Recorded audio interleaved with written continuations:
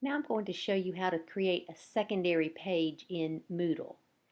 You don't want your Moodle course to get too cluttered on the front page, so you might want to create some secondary pages. Let's look at a secondary page.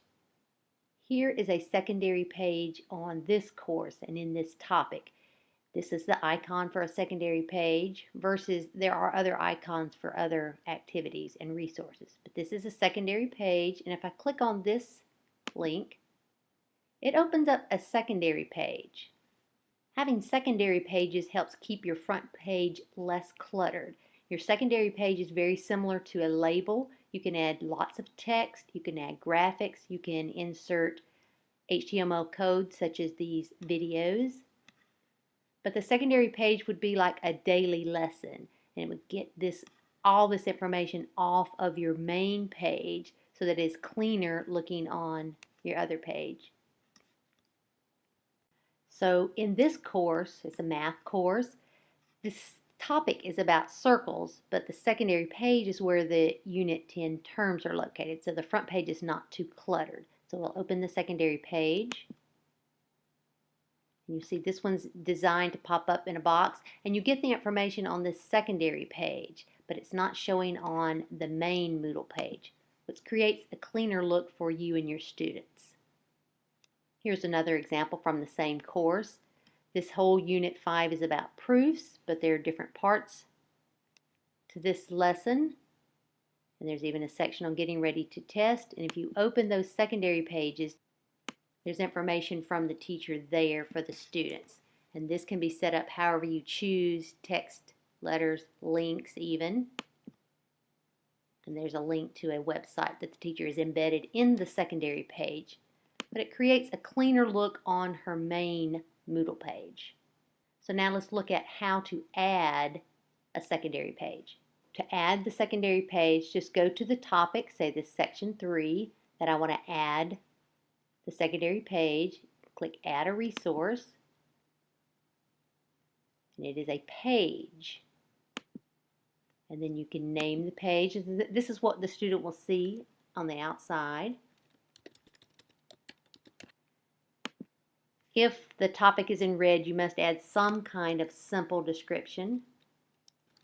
Of course, those things can be modified however you choose. And then this section where it says page content, this text box is what becomes your secondary page, and it can be short and simple or it can be long and complex depending on your lesson and your needs. So if you have your lesson or your information stored in another location, like I have here, I can grab this information, do a simple copy with a Command C, toggle back to my page, and I can Command V and paste that information in. So you don't have to start from scratch. Now some of the coding you can see has changed, and you may have to change those things. But it doesn't have to be complicated to create a secondary page. Once you've created what you want, there are even some hyperlinks there. Again, you can add, as in a label, you can add images, graphics, you can add media, you can add HTML code, you can change the font, the sizes, the centering, all the things that you would do on a basic text page. There are options for how your page interacts with your student, but basically you can save and return to course or simply save and display and it will show the page. And this is what the secondary page would look like that we just created. And that would be information for your students. And they can go back to your course, and here's where they'll see the secondary page we just created.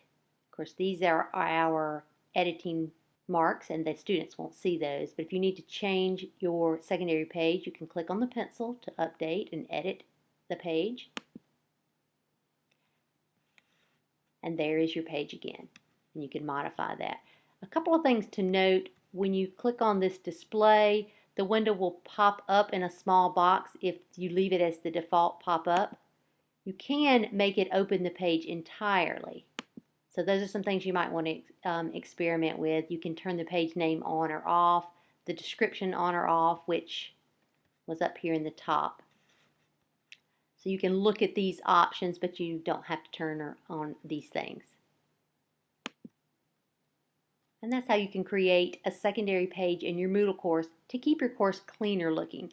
Now, secondary pages are strictly information that you give to students, as are all the resources. It is not an activity where students will turn in things to you or interact in a forum. So activities cannot be on secondary pages, but secondary pages act more like resources where you give information to students.